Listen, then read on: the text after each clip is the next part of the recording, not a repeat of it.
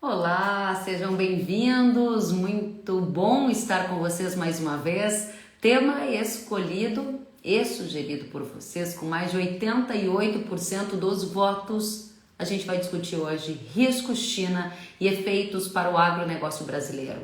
Nos últimos dias, vocês que me acompanham aqui ativamente viram notícias sobre fertilizantes, defensivos, crise energética, dívidas no setor imobiliário e muito mais. Todos esses fatores estão acontecendo ao mesmo tempo e estão aumentando a incerteza no ambiente de negócios. Muitas decisões precisam ser tomadas sobre fechar negócios agora para fertilizantes, para defensivos. O câmbio também foi impactado pelo aumento da aversão ao risco. Ontem mesmo a gente viu a moeda norte-americana fechar no mais alto patamar desde o dia 4 de maio. Vejam como todos os fatores estão conectados e é importante a gente analisar, entender o peso de cada um deles, tanto para a economia, para a logística e para os nossos negócios aqui no agro. Para tratar disso, a gente vai receber hoje um dos grandes especialistas em China aqui no Brasil. Ele é economista, ele é professor também no INSPER e estará conosco o professor Roberto Dumas. Daqui a pouquinho ele vai estar ao vivo. Antes disso, eu quero saber de onde vocês nos acompanham, quero saber qual região do Brasil está aqui representada. Vou colocar o título da nossa live e na sequência a gente já vai receber o professor Roberto para decifrar todo este ambiente e entender o que poderemos esperar nos próximos dias ou próximas semanas, tá bem? Aproveitem para me dizer de onde vocês estão acompanhando essa live. Olha só, o pessoal de Canarana, Mato Grosso, já choveu por aí? Contem para mim, é o R. Hicklen. Araraquara, São Paulo, Mirella também tá por aqui. Gente, me contem se a chuva já chegou. Professor Roberto, já vejo que o senhor está online conosco. Vou colocar o título da nossa live, vou cumprimentar aqui a nossa audiência e já chamo o senhor para o nosso bate-papo. Risco China e efeitos no agronegócio. Vamos lá? Um minutinho enquanto eu escrevo. Aqui está. Olha só, pessoal de Maringá, me contem como estão as situações por aí. Pessoal lá de Orlando, muito legal, na Flórida. Luiz Matos, seja bem-vindo. Pessoal de Canarana, Mato Grosso, está dizendo que já choveu, já tem plantadeira no campo, excelente. Em Tocantins, a chuva está chegando, disse o Gilney Júnior. Toledo, oeste do Paraná, também está por aqui, na presença do Inácio. A Cristina, direto de Santana da Boa Vista, Rio Grande do Sul, seja bem-vinda. De São José do Ouro, Rio Grande do Sul, Samir, boa noite, Samir. O Davidson, direto de Ponte Nova, Minas Gerais. Zardina Alessandro, de Juí, Rio Grande do Sul. Carmo do Paranaíba, Minas Gerais, com o Caio. O Ramos, direto de São Gotardo, Minas Gerais. Frederico de Porangatu, Goiás, o Guilherme de Dourados, Mato Grosso do Sul, o Herman de Aracaju, Sergipe, Eduardo de Sorriso, Mato Grosso. A Cleiva diz que está aguardando chuva em Santa Rosa, Rio Grande do Sul. Cleiva, aqui em São Paulo já mudou um pouquinho o ar, parece que a chuva também vai chegar. Em Rio Azul, no Paraná, a chuva já chegou e muito mais gente aqui conosco. Contem pra gente como é que está o sentimento de vocês em relação a esse ambiente aí da China. Estão muito preocupados, pouco preocupados? Quais as dúvidas? Porque nós vamos já direto ao ponto, do jeitinho que a gente gosta e que eu sei que vocês também apreciam. É hora de recebermos o nosso convidado, professor Roberto Damas, que já está aqui online. Acabei de aceitar a solicitação dele e vamos ter qualidade para todos nós ficarmos mais bem informados. O professor está conectando e agora sim está online conosco. Professor, seja muito bem-vindo. Boa noite. Boa noite, Kelly. É um prazer estar aqui com vocês. Igualmente. Professor, a primeira coisa que eu vou lhe pedir é que se o senhor puder mexer um pouquinho no seu celular, que a gente está vendo um pouquinho só do seu rosto, pois se baixar um pouquinho mais melhora, tá perfeito. Dividir aqui, não fica muito careca, acabou caindo aqui. Aí, perfeito. Assim tá excelente, professor. Se o senhor conseguir colocar o celular paradinho, aí o senhor não cansa. Pronto. Excelente. Vamos lá. Só colocar aqui.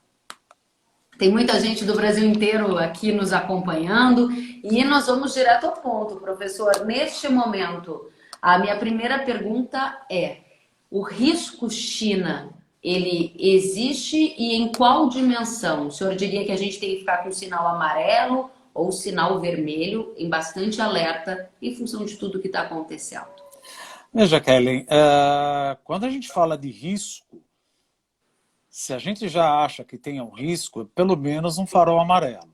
Tá? O que está acontecendo na China é aquela coisa que nós sempre falamos. Veja, desde que Xi Jinping tomou o poder em 2012, já no discurso dele de 2014, ele falou que teria uma mão mais pesada do Estado. E, no final das contas, apesar de falar, olha, mas quem controla é o Partido Comunista Chinês. Sim, mas é um capitalismo de Estado. Pode ser até um socialismo, mas o comunismo não. E existe o risco? Existe, porque agora a mão dele está cada vez mais pesada. Veja o que eles fizeram com as empresas de internet. Mas por que eles fizeram aquilo com a Alibaba? Por que eles fizeram com a Didi? Por que eles fizeram com a Tencent? Segundo Xi Jinping, o Partido Comunista Chinês, ele está achando que todos esses investimentos não valem a pena. Eles preferiam muito mais um investimento em inteligência artificial 5G. Por isso que o governo não mexeu na empresa chinesa ZTE e Huawei. Eles estão preferindo muito mais investir em inteligência artificial do que perder energia e perder dinheiro, vamos dizer assim, colocar uma parte do dinheiro em aplicativos de entrega, aplicativos de TikTok, e por isso ele resolveu desmontar esse império.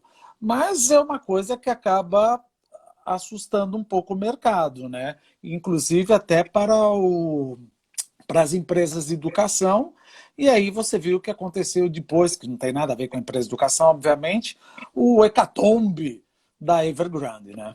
Excelente, professora. Nossa audiência está aqui compartilhando a emoção de cada um em relação a tudo que tem lido, a tudo que tem acompanhado. O Rafael acabou de dizer que ele tem estado muito preocupado com o mercado de carne na região onde ele fica. Ele diz que tem muito boi gordo para sair. O Alexandre diz que a preocupação é com o embargo da China referente à carne brasileira. E o meu ponto aqui é justamente sobre o quanto o agronegócio do Brasil tem na China um dos seus clientes mais importantes. Qualquer mudança, qualquer risco que a gente observe neste país asiático traz uma grande incerteza para cá. E a minha pergunta é, neste momento, sobre a crise energética. A gente viu a China romper com a Austrália e a Austrália queria uma investigação global independente sobre a origem do coronavírus. A relação estremeceu, as importações de carvão da Austrália foram rompidas, a China está com uma demanda aquecida, tem menos disponibilidade de carvão e a gente está vendo racionamento levar ao fechamento de fábricas, inclusive unidades do agro. A minha pergunta é, a dimensão da crise energética tem como a gente saber qual é, a duração dela e o que o senhor espera de desdobramentos desta crise energética? Veja, pelo fato da China ser uma ditadura, a gente sabe que em sociologia, política, economia e sociedade é uma coisa só. Se a economia vai mal, a política reclama, a sociedade reclama, e eu, numa democracia, não elejo o presidente que eu quero, ou não reelejo. Numa ditadura eu não posso fazer isso, então eu não posso ter dissabores muito graves na economia suscitando tensão social. Então vai chegar um momento que a China, se ela tiver essa tensão social via por causa da falta de alimentos ou por causa da crise energética, ela vai ter que importar alguma coisa, ou seja, ou carvão, ou gás natural, quer da Austrália, de outro país da Europa, muito mais caro. Porque a base de sustentação de uma ditadura sempre foi a economia, porque senão a sociedade reclama. Agora, isso acaba impactando, veja, existem narrativas que a gente ouve muito falar, por exemplo, olha, mas o problema da crise energética não é uma crise energética, porque é por causa do 14º Plano Quinquenal da China, que resolveu diminuir as emissões em 14%, e o consumo de energia também, acho que 14% ou 15% em 2025, com base em 2020. Sim, isso é verdade. Tanto é verdade que o Xi Jinping fechou algumas mineradoras pequenas, que estava cheio de acidentes. Só que, o que acontece? Quando o mundo começa a se restabelecer, é que nem eu falo, a China acaba não sendo um país, ela acaba sendo parte de uma enorme cadeia de suprimento. Todo mundo começa a querer importar da China. Então a demanda aumenta e aí ela se viu sem energia para atender tudo isso. Sem energia para atender tudo isso, você bem colocou, olha, você não pode, então eu produzo 90% de tudo que eu consumo, não dá para importar? Como você bem colocou, eu vou importar da Austrália. Mas da Austrália, além do problema de Wuhan, aconteceu um outro problema agora, que foi o pacto, que em inglês significa Austrália, United Kingdom e United. E os três países, a tripartite, fizeram um acordo que vão fazer submarinos nucleares para ficar e até para tentar endereçar o problema de Taiwan. Então, esse é um problema que existe, mas ele não vai chegar ao hecatombe ou uma crise a ponto de botar em dúvida a legitimidade do Partido Comunista Chinês. Uhum. Perfeito, professor. Então, existe uma questão geopolítica que agrava a crise energética e existe também a estratégia de redução da emissão de carbono que está presente na política atual da China. A minha pergunta é: o senhor entende que a crise energética pode escalar, levando a uma paralisia nas empresas de fertilizantes, de defensivos, geradoras de matéria-prima, porque o ponto da nossa audiência, que é uma dor aqui no setor, é justamente no fornecimento destes insumos que são essenciais para a agricultura. Veja que o Stringheta está dizendo, por favor, fale sobre falta de glifosato, falta de acefato, falta e alta descomunal de fertilizantes. Tem mais gente aqui, o Tiago está dizendo: grande preocupação no curto prazo com nitrogenado para safrinha, a médio prazo com cloreto e fosfatados para safra 22-23. Indo direto ao ponto, a crise energética será longa o suficiente para paralisar ainda mais essas empresas e gerar rupturas significativas na cadeia logística? É bem provável. Por exemplo, se a gente começar pelo que o principal herbicida que o Brasil usa, o glifosato. O Brasil importou no ano passado 134 mil toneladas de glifosato. Já está faltando. Já está faltando. O preço está subindo. Isso leva ainda. Está faltando por causa que algumas empresas de produção estão com problema da crise energética, estão produzindo menos, então você está com uma oferta menor. Isso soma com o custo de transporte, de container, etc., tal, custo marítimo, chega aqui no Brasil mais caro. E daqui a pouco nós vamos ver como é que vai bater na população. Então, sim, no curto e médio prazo, eu estou vendo um issue aí, um problema para esse defensivo. Vejo também um outro problema que ainda está iniciando, ainda não está bem claro, que é justamente a parte de fertilizantes. Por quê? Aqui até eu notei. O National Development and Reform Commission, a Comissão de Reforma e Desenvolvimento Nacional, ela deixou mais ou menos a entender, não está claro, que ela proibiu exportações de fertilizantes. Por quê? Para atender o mercado interno. Então aí você já começa a ver por que o mercado de fertilizante, principalmente o fosfatado, começa a bater. Aí você fala, não, mas o fosfatado apanha. Porque eu estou com um problema na China. E o nitrogenado também tem um problema. Porque o nitrogenado, você precisa de amônia. E da amônia, você vai precisar de uma transformação química utilizando o quê? Gás natural. E o gás natural subiu pelo menos, dependendo de onde você estiver falando, mais de 180%. Então, o fosfatado vai aumentar por causa de falta. O nitrogenado vai aumentar porque justamente eu estou com problema no gás natural, tanto na Europa e em parte nos Estados Unidos. E aí tem um outro problema que é a ureia. Por exemplo, as barcaças que transportavam a ureia, elas foram danificadas com o furacão Aida. Então você está com problema no fosfatado, nitrogenado e na ureia. E isso acaba impactando o preço doméstico aqui. E aí você fala, tá, Dumas, mas aí vem até aquela pergunta. É óbvio que todo mundo tem um interesse. Aonde vai bater? Vai bater justamente no mais pobre, onde o alimento faz parte da maior... é a maior parte da cesta de bens e consumo do mais pobre, que tem uma propensão a consumir maior, né? Muito bem, professor. E o senhor está tratando desses desafios logísticos, né? São os vasos comunicantes, está tudo conectado. A gente está vendo a apreensão aqui da nossa audiência sobre essa alta de custos. A Juliana disse que da noite para o dia o nitrogênio sobe 700 por tonelada. Veja a situação que é altamente desafiadora. Aí o César comentou: e se não houver fertilizante, vai diminuir a produção? Quem vai pagar mais pela commodity? Esse é um ponto central. Hoje eu, inclusive, lia um material na Bloomberg que sinalizava para essa preocupação também. Como a paralisação de atividades em esmagadoras, como a Louis Dreyfus ou a unidade da Bunge, lá na China, podem gerar efeito na formação do preço do grão. Porque se de um lado o custo está subindo, a minha pergunta é: o senhor enxerga um movimento ao redor do mundo que contribua para a formação de preços ainda altos, pelo menos até 2023? Eu vejo isso. Agora, o que poderia romper, por exemplo, você fala, olha, porque nem a pergunta aqui do César, fala, mas eu não vou ter fertilizante.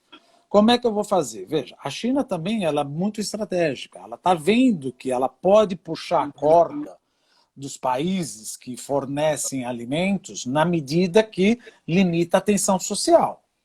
A hora que ela perceber que a falta de fertilizante vai, vamos supor aqui pensando, vai afetar de forma a prejudicar a alimentação da população chinesa, de alguma maneira ele vai liberar essa exportação. Agora, vai bloquear a exportação? Não, vai permitir essa exportação para que nós continuemos a produzir. Entendi. Ou seja, a gente sempre tem que levar em consideração o seguinte: o que importa para a China, para o governo chinês, é a manutenção do poder. Uhum. A manutenção do poder significa não ter tensão social. Uhum. Então ela vai brincando ou vai tentando esticar no momento em que, se suscitar tensão social, por exemplo, que nem nós estávamos falando na Evergrande, Evergrande vai ser o Lehman Brothers? Não, não pode ser Lehman Brothers. Eu não posso dar um calote, não estou falando calote externo, mas eu não posso dar um calote nos investidores domésticos, eu não posso dar um calote nos mutuários que já pagaram. Da mesma maneira que não pode faltar alimento na China. A população reclama, eu tenho que passar o tanque. Então, em algum momento, por exemplo, alguém até perguntou aí da carne. Causa, no mínimo, estranheza, porque a Organização Mundial de Saúde Animal já deu por encerrada a febre suína, o problema da vaca louca. Já acabou. Foi uma coisa atípica. A Arábia Saudita falou, acabou, isso não existe. Uhum. E a gente sempre falava, olha, isso quem pediu o embargo fomos nós, Brasil. Por que vocês estão mais do que 15 dias? Causa estranheza. Veja, já não tem mais o que conversar. Está tudo na mão deles. Por que vocês ainda estão embargando? Então, eu acho que tudo como continua, o preço deve continuar subindo. E na medida que os produtores puderem continuar passando, vão continuar passando. Ah, mas isso prejudica a população. E aí eu vou falar uma coisa chata em economês. A elasticidade e renda dos alimentos é bem pequena. Ah, mas eu não vou comer carne e vou comer frango. Tá bom, frango tá caro da mesma maneira. Não vou comer o frango, vou comer o milho. Veja, o frango nada mais é do que o milho que voa. É uma proteína vegetal que se transformou numa proteína animal. Então tudo sobe. E alguma coisa você vai ter que comer. E se eu não tenho para fechar aqui, eu acabo fechando lá fora. Mas isso não quer dizer que não me traga prejuízo. Por exemplo, voltando na vaca louca. Quando a gente fala de corte, muita gente fala, não, mas se eu não consigo atender a China, eles não querem comprar minha carne, eu vendo aqui dentro. Não, não é isso. Existe uma coisa chamada boi China. Existe uma coisa chamada frango a Arábia Saudita, frango halal. Então, o que eu corto, o meu corte China é corte China. Não é simplesmente tirar do frigorífico e atender. Então, isso vai causar rusgas, vai causar uma canseira, vai causar volatilidade, vai causar risco, que o produtor que estava voando num voo de cruzeiro falou, olha, é o que a gente tem pela frente. É o que a gente tem pela frente. E o que é pior, nós estamos falando da parte externa. Eu ainda tenho que levar em consideração a minha parte interna. Porque mesmo só falando da parte externa, o que significa? Se eu juntar os Estados Unidos, que começaram a parar, vão começar a parar de emitir moeda, que é o que a gente chama de tapering, parar um pouco de emitir moeda, que eles emitem 120 bilhões por ano, talvez agora em novembro vão emitir 80, a curva de juros, ela inclina. Já inclinou. A curva de juros inclina, a grana não entra no Brasil, pelo contrário, sai. Então, tome câmbio. Então, o preço aqui dentro, além de em dólar ficar mais caro, a hora que eu trago para o real, fica mais caro também. E isso bate aonde? Bate também no gás natural e no petróleo. Então, a inflação é uma coisa que o Banco Central vai ter um trabalho forte, porque é óbvio, 2021 acabou. Nós estamos quase desistindo da inflação de 2022, que é 3,5%. A expectativa é 4,25%. Nós estamos quase desistindo. E falou, olha, perdeu, não tem mais o que fazer, vamos pensar na inflação de 2023. Mas é uma pena, porque se eu pensar por economia, qual motor vai me levar a crescer em 2022? Investimento não, Kelly. Porque é aquela coisa que eu falo com você, Kelly, vamos investir 100 milhões em alguma coisa? Gente, não, porque eu não sei quem vai ser o próximo presidente.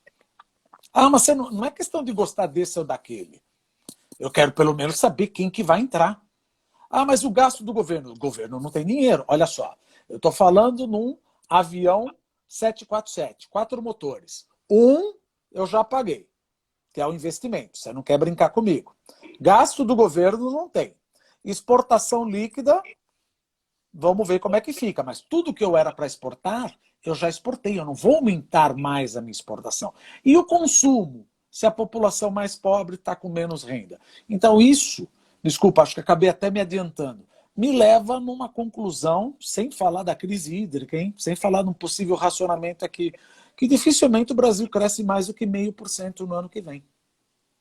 Todas essas questões trazem um ambiente de bastante preocupação, porque a gente está vendo um diesel que subiu 25 centavos, formado também com o preço do petróleo, que se aproximou de 80 dólares o barril no mercado internacional, uma taxa de câmbio que bateu 5,43 ontem e que, diante do cenário que se desenha, há um ambiente de risco que pode fomentar uma taxa de câmbio mais alta. A gente importa o fertilizante, a gente importa o defensivo, a gente depende também dos combustíveis vindos de fora, ou seja, todos esses elementos fundamentais na formação de custo passam pelo portão do câmbio e isso gera esse efeito que o senhor muito bem colocou. A pergunta que chega na sequência, professor, é do Pedro e ele diz: até que ponto a nossa economia fica refém da economia chinesa e qual é a real intenção da China? Muita gente aqui desconfiada sobre as eventuais manobras do governo chinês para ter algum tipo de benefício econômico de situações adversas que acontecem. Essa é a pergunta do Pedro. Pedro, veja, é óbvio, você entrou na seara de negociação de comércio internacional, todo mundo vai querer tirar uma lasquinha. Por exemplo, o que eu acabei de falar, eu não entendo por que não baixaram o issue da vaca louca. O que você está querendo? Quer querer cobrar menos? Ah, mas eles vão querer, é bem possível que eles vão querer operar a gente. Ah, até que ponto eu sou refém da China? Veja, 30% das minhas exportações vão para a China. Mas aí também vem a pergunta, a culpa é de quem? Veja, qualquer CFO da empresa, o que ele tenta fazer? Ele tenta diversificar tanto quem vai ser os fornecedores, quem vai ser os compradores. Então a gente tem uma mania de falar a culpa é da China. Sim, mas eu diversifiquei outro comprador? Eu desenvolvi outro comprador? Não, eu fiquei só com a China. Então, se a China fala não quero mais, a culpa é de quem?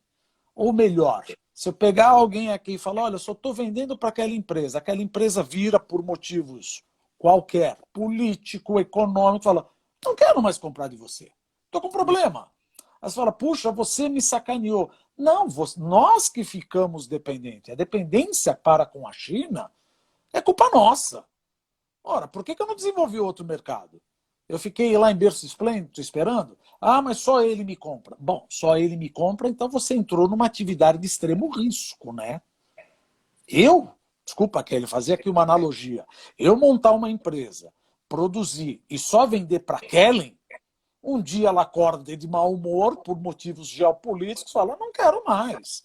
Ou eu estou com um problema interno. Fala, puxa vida. Veja, é sério, esse é o tipo de risco que ninguém pode correr, ter só um comprador. Então a gente sempre fala, estou dependendo da China. Culpa de quem? Eles falaram, olha, você só vai vender para mim. Não. Por que eu não faço um outro acordo com a União Europeia? Ah, mas eles também têm interesse. Welcome to the game. Bem-vindo ao jogo. Não tem amigos aqui. Ah, mas eles vão operar. É óbvio que eles vão operar. Vão usar argumento ambiental. É óbvio que vão usar argumento ambiental. Qualquer coisa. Vão usar jogo sujo na União Europeia, nos Estados Unidos, na China. Não tem bonzinho no mercado internacional. Vão usar narrativas de ambiental, verdadeiras ou falaciosas. Depende de como a gente responde. Se eu Muito bem, responder professor. com o intestino, eu estou justamente no lugar onde o cara quer. Você respondeu com raiva, você atraiu a atenção do mundo inteiro. Eu não posso responder com raiva. A pergunta do Matheus é nessa linha da nossa conversa aqui. Obrigada pela audiência super participativa. O Matheus Ribeiro pergunta se existem mercados alternativos para diversificar, de forma que a gente não fique tão dependente da China. Valeu, Matheus, pela pergunta. Matheus, o mundo não tem muito. Veja, o que a gente está falando do mundo? O mundo nós estamos falando dos Estados Unidos, Argentina eu estou falando de...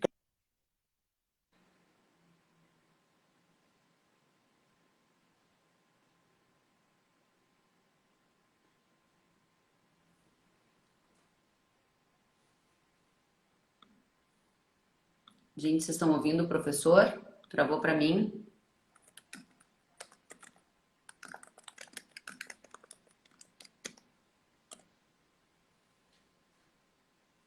Alguém fala comigo? Vocês estão me ouvindo?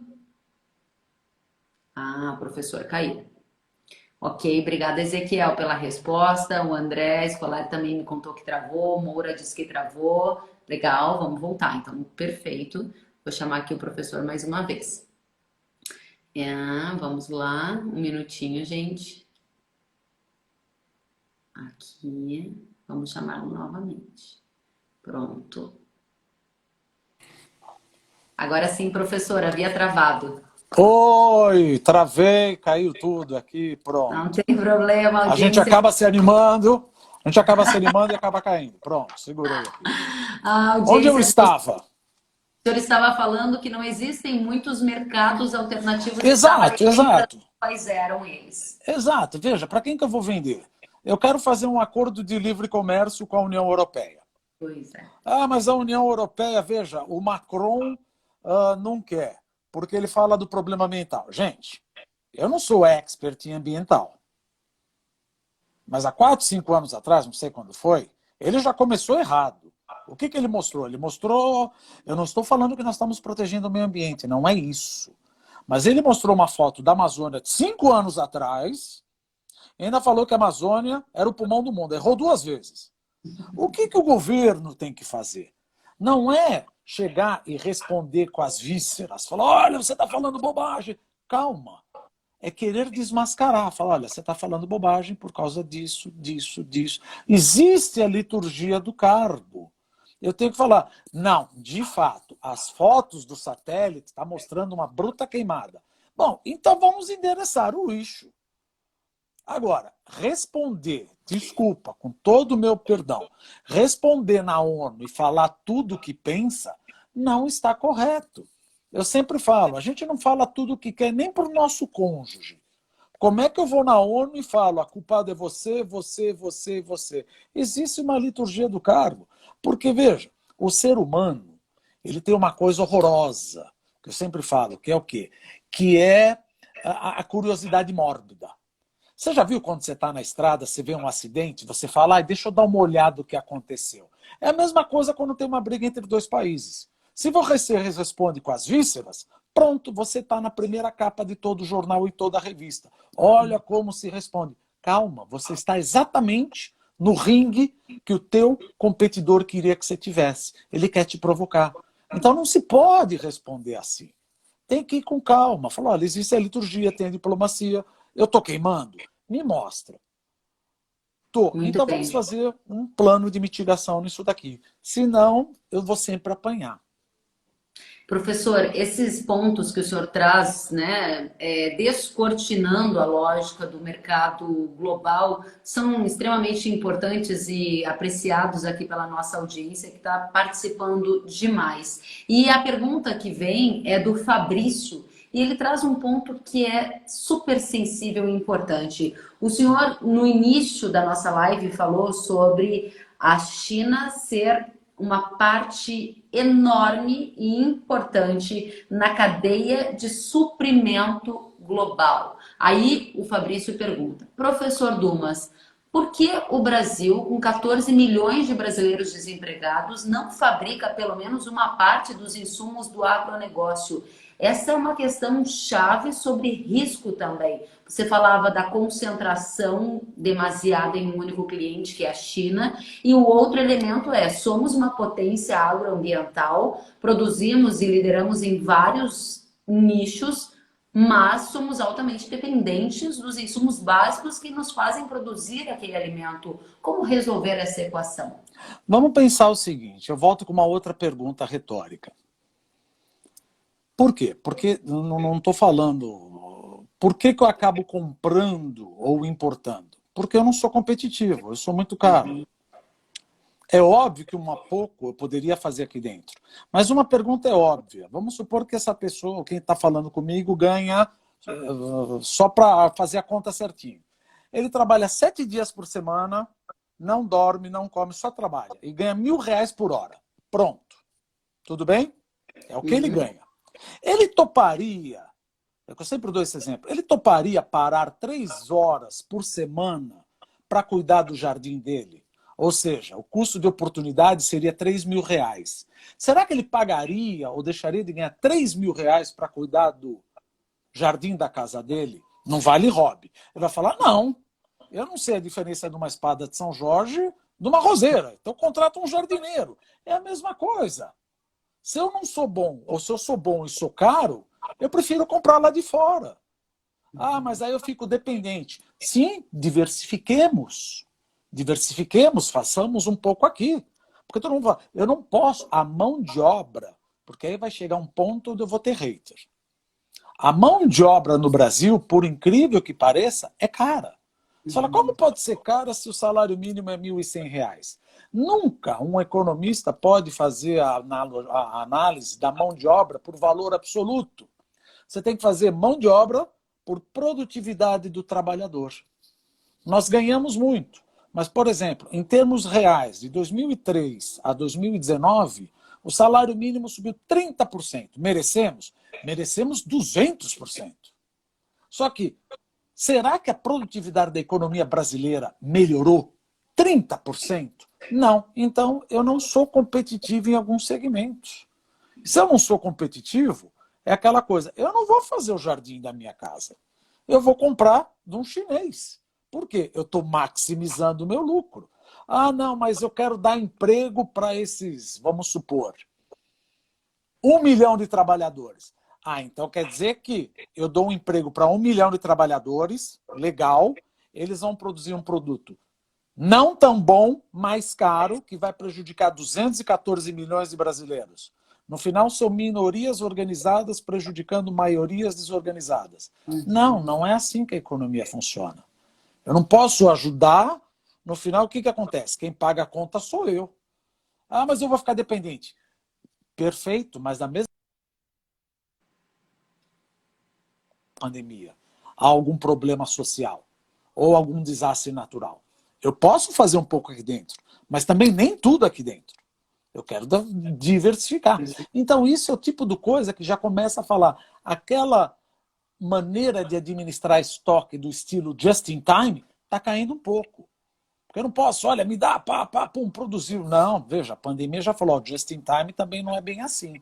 Acaba faltando alguma coisa. É justamente sobre a falta que a gente vai tratar agora. A pergunta também veio aqui da nossa audiência e é a seguinte pergunta.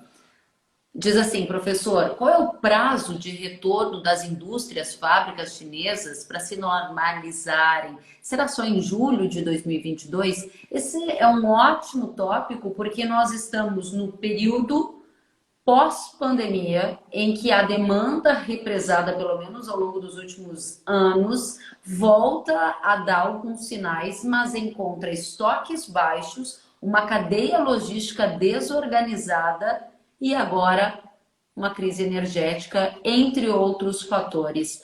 Quando a gente vai tentar ver um mundo mais normal? A pergunta é: será em julho de 2022? Veja, economia é uma ciência social, não é uma ciência exata. Como a gente decorava a nossa equaçãozinha no high school, V igual a V0 mais alfa delta T.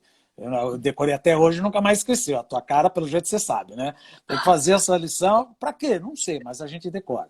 Economia, veja, o que a gente está estimando? É que é para julho mesmo. Veja, chegamos num absurdo. Quer dizer, chegamos não, isso aconteceu. De, como você bem colocou não, de um carro novo não ter e um carro usado ser mais caro. Eu não tenho semicondutores que vêm de Taiwan. Eu não tenho peça, eu não tenho cluster. E quando que isso? Conversando com colegas da indústria automobilística, isso é para pelo menos maio, junho, julho do ano que vem. Assumindo, porque muita gente fala, economista erra, lógico que erra. Às vezes erra, mas assumindo o cenário de hoje. Amanhã tudo pode mudar. Podemos entrar num conflito, Xi Jinping querer pegar Taiwan, o negócio muda completamente. Assumindo, dadas as informações disponíveis hoje, a nossa melhor estimativa é que as cadeias de suprimento comecem a se normalizar a partir de maio, junho, julho do ano que vem. Teremos essa espada de Damocles na nossa cabeça aqui. Professor, o senhor falou em conflito, tensões geopolíticas e há algo no noticiário sendo dito, mas talvez precisaríamos colocar um pouco mais de luz nisso. E no início da nossa conversa nós tratamos disso, que foi justamente o estremecimento da relação entre China e Austrália, quando houve esse questionamento sobre as origens da Covid-19, do novo coronavírus. A gente já viu isso também nas relações entre China e Estados Unidos e é um tema que de fato está na mesa. É uma pandemia que paralisou o mundo. A origem do novo coronavírus pode ser elemento para aumentar a tensão geopolítica e gerar um desarranjo ou uma nova situação mais polemizadora, mais complicada? Qual é a sua leitura sobre este fato? Eu não acho mais que o Covid-19 seria um issue para suscitar uma crise geopolítica. Eu acho que seria outra coisa. Tanto é que uma capa de Taiwan. Taiwan, a Economist colocou, é o lugar mais perigoso do mundo hoje em dia. Por quê? A gente sabe que se você começa a estudar a história, que Taiwan era uma terra japonesa, do Tratado de Shimonoseki até 1945 era do Japão. 45 a 49 era terra de ninguém. Depois da Segunda Guerra ficou terra de ninguém. 49, Mao Tse-tung, junto com Chiang Kai-shek, com os nacionalistas e os comunistas ganharam depois da longa marcha e os nacionalistas perderam e foram para Taiwan e formaram a República de Taiwan, a República da China. Tanto é que existe a diferença, República Popular da China e República da China. Só que, desde que entrou Xi Jinping, e agora que provavelmente ele vai ficar por mais 10, 15 anos, ele tem mais ou menos deixado claro que mais cedo ou mais tarde, por bem ou por mal, Taiwan vai voltar para a China mainland. Só que Taiwan é aliado dos Estados Unidos. Os Estados Unidos vendem arma para Taiwan. E aí a gente pode perguntar, por que os Estados Unidos vai querer ajudar Taiwan?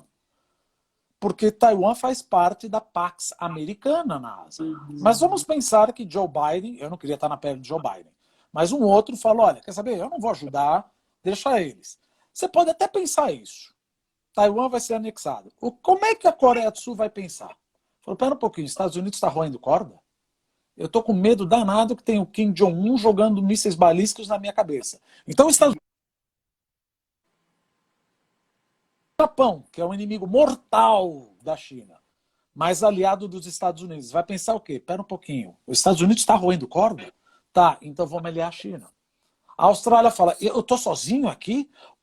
Até que ponto você vai me ajudar? Porque você largou Taiwan. Porque aí os chineses, muito espertamente, já estão fazendo campanha, mostrando que os Estados Unidos roem corda. Por exemplo, depois que eles saíram do Afeganistão, a primeira coisa que aparecia, conversando com os colegas lá, falava, está aparecendo os norte-americanos em cima da embaixada fugindo de Saigon, que agora é Ho Chi Minh. Fugiu. Segundo, depois, quando Trump saiu do noroeste da Síria, deixando os curdos para brigar com o exército islâmico, o Estado Islâmico e com o Bashar al-Assad. Segundo. Terceiro, fugiu do Afeganistão. A China está falando, tá vendo? Não dá para confiar nos caras. Ah, mas você concorda? Não é questão de concorda. É questão de, sabendo disso, que o Xi Jinping vai querer trazer Taiwan para debaixo do braço dele até o final do mandato, por bem e por mal, você começa a entender por que teve essa tripartite Austrália, Reino Unido e Estados Unidos. Porque você fala, não, mas aí vai ser uma terceira guerra mundial.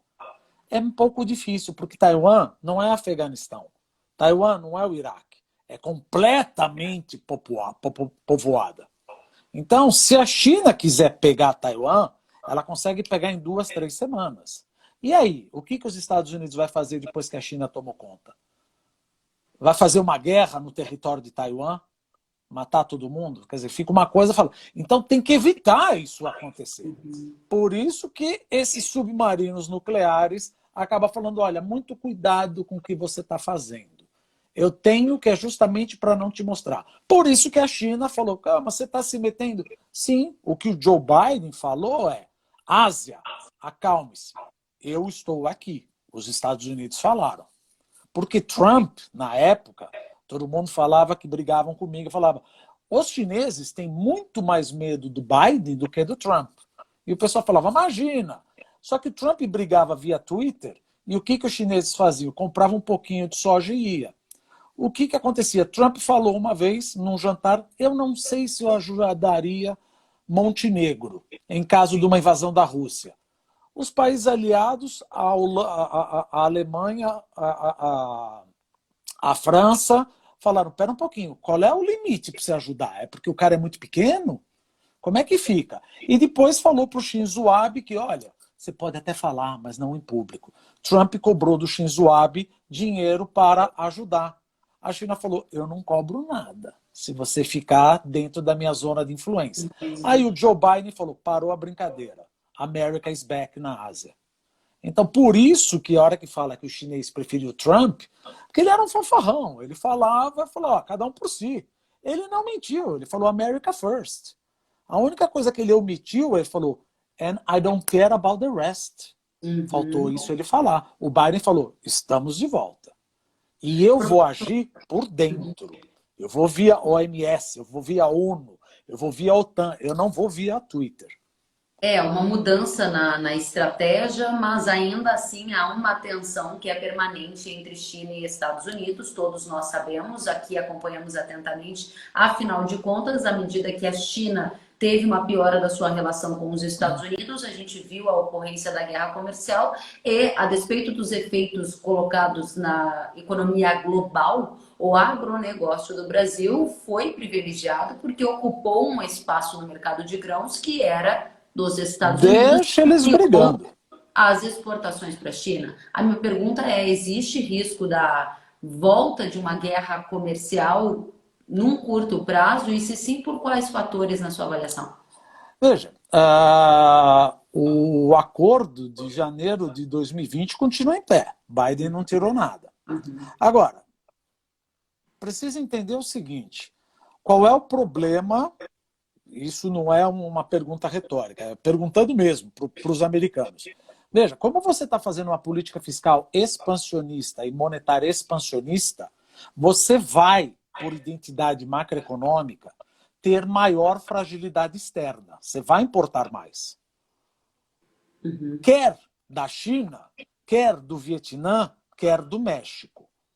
Se o problema é China, eu já entendi. mas a tua fragilidade externa tende a piorar.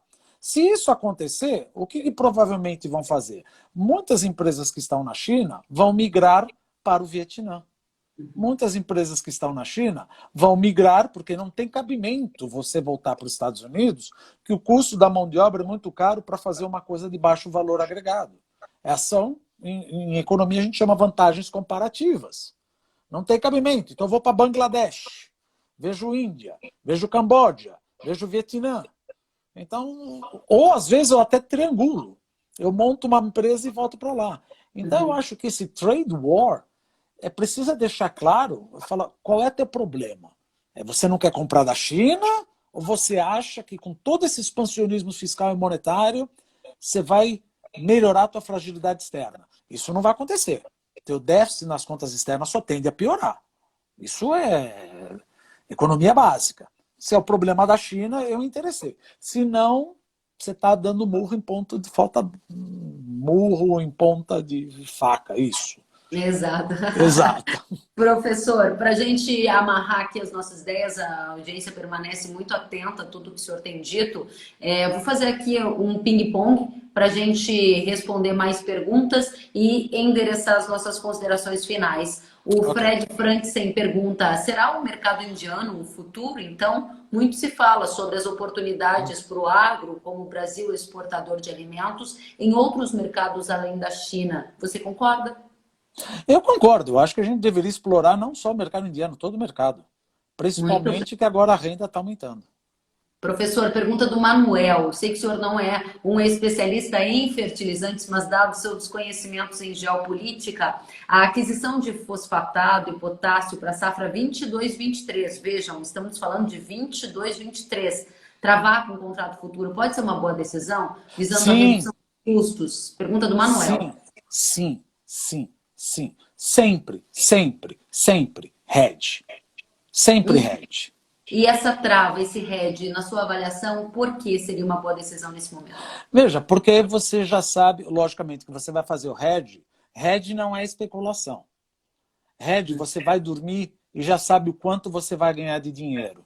Você esqueça o que está acontecendo. Você já fez o hedge. É que nem aquela coisa, olha, quero comprar batatas, mas não quero carregar. Bom, paguei R$1 e vou pegar daqui a um ano. Não importa o que aconteça, as batatas vão estar lá para mim a R$1.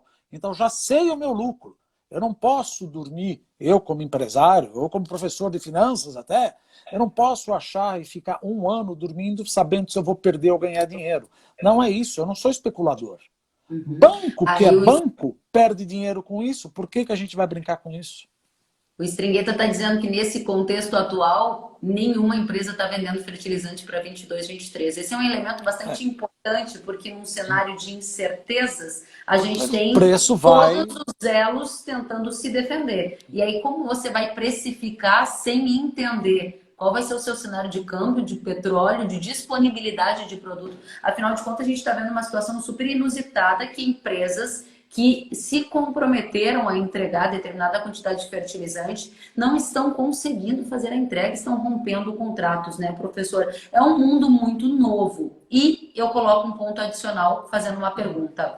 Há pouco eu lia um material que dizia que agora no governo de Xi Jinping existem muitas dívidas ocultas e projetos problemáticos, especialmente na área de infraestrutura. E isso poderia gerar efeitos num médio, curto prazo. O senhor acha que tem alguma questão importante para a gente observar aqui?